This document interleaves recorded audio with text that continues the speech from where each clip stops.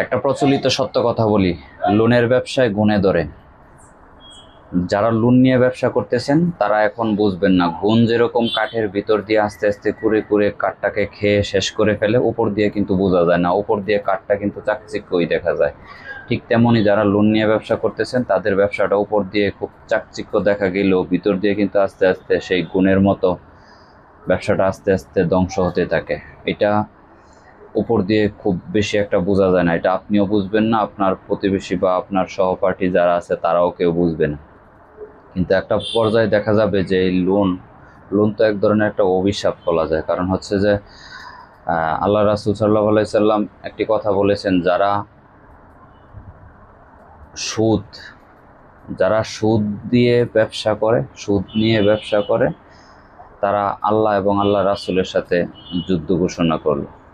অতএব যদিও আমরা যারা এই কিছুটা লোন বা আহ, কিছু অল্প সুদেও হলেও আমরা যা টাকা নিয়েছি, তারা আমরা অবশ্যই ব্যবসায় হয়েই নিয়েছি, তবে আমাদের উচিত হচ্ছে আল্লাহর কাছে তওবা করা এবং এই লোন বা সুদ থেকে যেন আল্লাহ আমাদেরকে হেফাজত করেন, সেই কামনাটা আমিও করি, আপনারাও করবেন।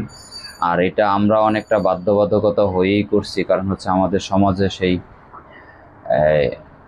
কর্জে হাসানা প্রথা চালু না থাকার কারণে। আর কর্জে হাসানা প্রথা চালু না থাকার কারণেও কিন্তু আমাদের নীতি নৈতিকতার অবক্ষয়ের কারণে এটা আর সমাজে প্রচলিত হচ্ছে না। কারণ হচ্ছে আমি যখন একজনের কাছ থেকে টাকা আনি তখন সঠিক সময়ে দিতে না পারার কারণে ওই লোকটা আর পরবর্তীতে আমি কেন অন্য কাউকেও টাকা দিতে আর উৎসাহিত হয় না। এই জন্য আমাদের মধ্যে নীতি নৈতিকতার উন্নতি দরকার।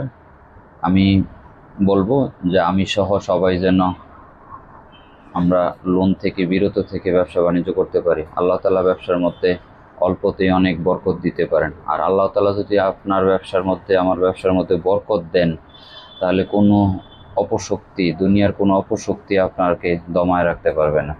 কিন্তু সেই ধরনের বিশ্বাস এবং আস্থা আল্লাহর উপরে রাখতে পারলেই কিন্তু আমাদের ব্যবসা বাণিজ্য আরও ভালো হবে। আর আল্লাহ রাসূল সাল্লাল্লাহু আলাইহি সাল্লাম আরেকটি কথা বলেছেন, যারা সৎ ব্যবসায়ী, যারা সৎভাবে বৈধভাবে ব্যবসা করে, তাদের হাসর নাসর হবে আল্লাহ রাসূলের সাথে, নবী রাসূলদের সাথে তাদের হাসর নাসর হবে। অতএব আমরা যেন সৎভাবে ব্যবসা করার মতো সুযোগ পাই এবং সেই কামনা করি আল্লাহ তাআলার কাছে, আল্লাহ যেন আমাদেরকে সেই তৌফিক দান করেন। আমিন।